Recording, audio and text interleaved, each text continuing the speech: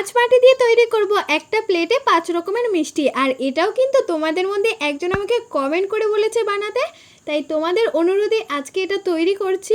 প্রথমেই তো প্লেটটা তৈরি করে নেবো। আসলে এটা প্লেট তৈরি করবো না, এটা একটা ট্রে তৈরি করব।